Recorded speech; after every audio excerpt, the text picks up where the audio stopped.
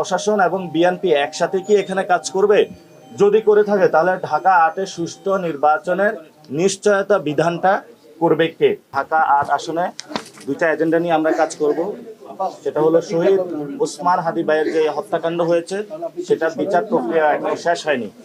আমি আজকে শুরুতেই সরকার এবং তার যারা দায়িত্বশীল ব্যক্তিবর্গ রয়েছেন তাদের কাছে আবেদন জানাবো যে শহীদ ওসমান হাদি ভাইয়ের যে হত্যাকাণ্ড দ্রুত বিচার প্রক্রিয়া শুরু করুন এবং সাথে সাথে আমাদের নির্বাচনী যে এজেন্ডা আছে এবং পরবর্তীতে যে এজেন্ডাগুলো সেগুলোর মধ্যে শহীদ ওসমান হাদি ভাইয়ের হত্যাকাণ্ডের বিচার প্রক্রিয়াটা নিয়ে আমাদের এজেন্ডা চলমান থাকবে। ৩ মাস আগে গড়াইল বস্তিতে আগুন লেগেছিল। জনাব তারেক রহমান গতকাল সেখানে গিয়ে বলেছেন, প্রতিশ্রুতি দিয়েছেন যে ফ্ল্যাট নির্মাণ করে দিবেন। এটা নির্বাচনী যে আইন রয়েছে এবং নির্বাচনী যে বিধান রয়েছে সেটা সরাসরি লঙ্ঘন।